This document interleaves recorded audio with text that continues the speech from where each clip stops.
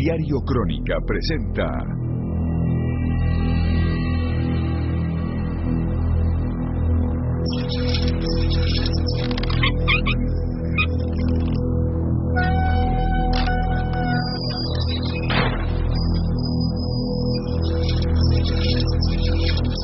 Crónica de una verdad.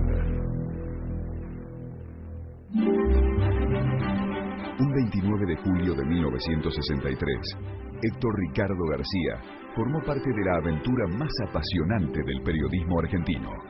Con poco más de 30 años, creó el diario Crónica, el único con 3 ediciones diarias en todo el país.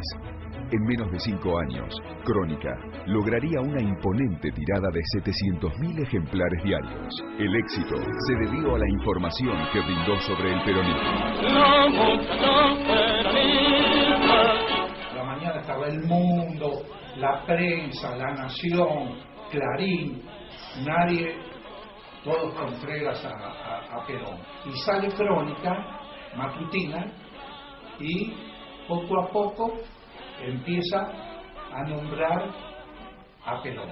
Y entonces empieza a comenzar a venderse el matutino, empieza a venderse y los pasó por arriba a Prensa, Clarín, a todo. Además, ofreció a sus lectores la más completa y admirable sección policiales. Siempre la noticia que salía en Crónica no salía en otro lado.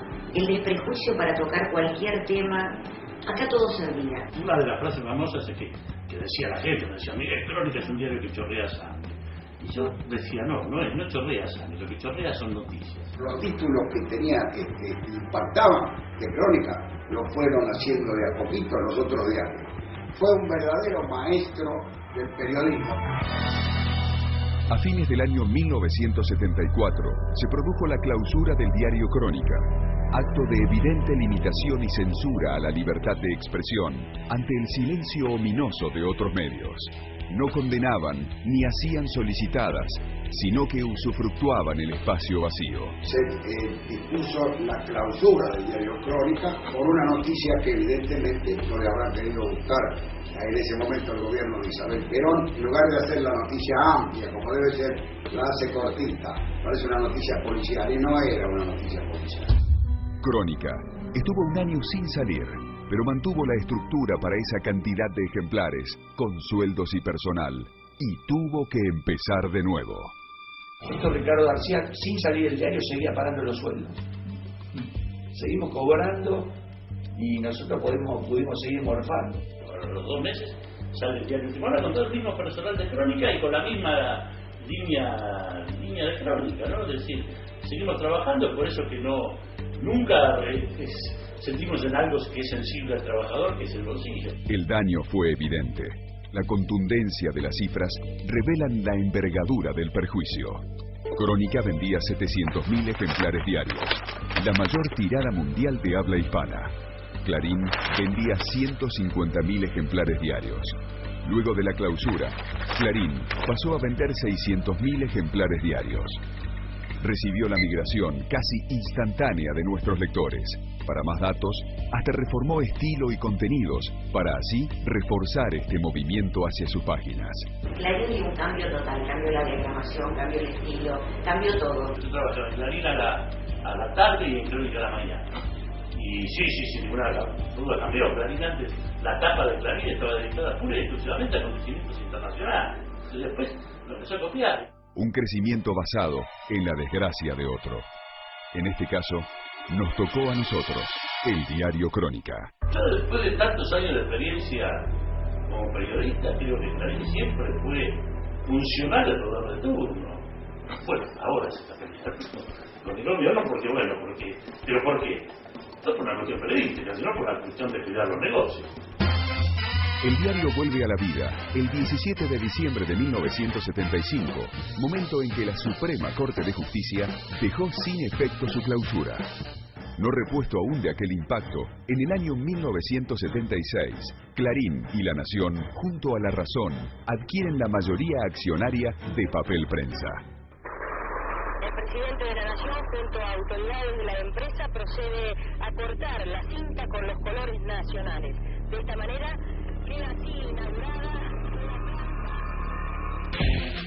Crónica y personalmente su fundador denunciaron este hecho y pidieron que se investigue hace más de 26 años. Ese fue el origen de la debacle económica que sufriera el diario y que se prolongaría durante años. En muchas oportunidades el diario Crónica, estando Héctor Ricardo García, tenía problemas que le daban menos cuota de papel.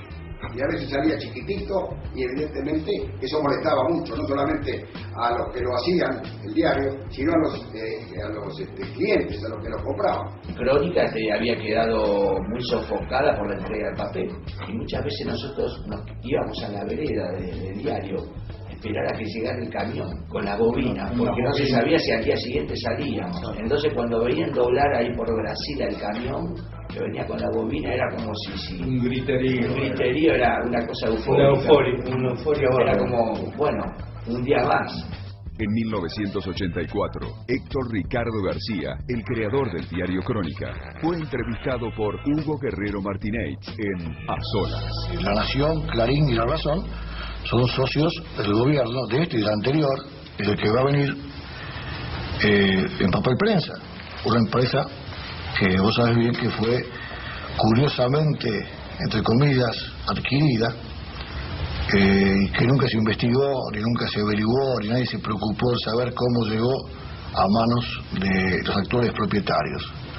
El Estado posee el 21% de las acciones de Papel Prensa y le vende el papel a quien quiere venderle. En el caso nuestro, por ejemplo, lo hemos denunciado públicamente. Comenzó así otra etapa de esta lucha desigual y la postura abusiva. El manejo arbitrario del insumo esencial de esta industria, el papel de diario. Para su operación básica, Crónica necesitaba 1.500 toneladas de papel y recibía un cupo, paradójicamente, establecido por sus propios competidores, de 300 toneladas, lo que impidió reducir la tirada y salir con muy poca cantidad de páginas. Así, entre un ejemplar de Clarín y uno de Crónica, la relación era de 10-1, vale decir, Clarín pesaba 1 kilogramo y Crónica 100 gramos. Recordemos que el papel para imprimir diarios es uno de los insumos más caros de la industria gráfica. Tuvimos como consecuencia, por la falta de este insumo principal, la limitación y la necesidad de cerrar la edición vespertina, la quinta y sexta, y la limitación en cuanto a la cantidad de páginas. En su momento tuvimos que restringir a 32 páginas la edición del diario matutino por limitación de consumo. Cuando llegué al jefe de relación tenía contactos con los gerentes y me comentaban que realmente estaban presionados, absolutamente ahogados por Papel Prensa. Desde los principios del año 2000, 2001, más con el agravante de la crisis, se cerró el tema de la importación por un tema de costos y nos limitó aún más, obviamente. Limitados a 250, máximo 300 toneladas mensuales.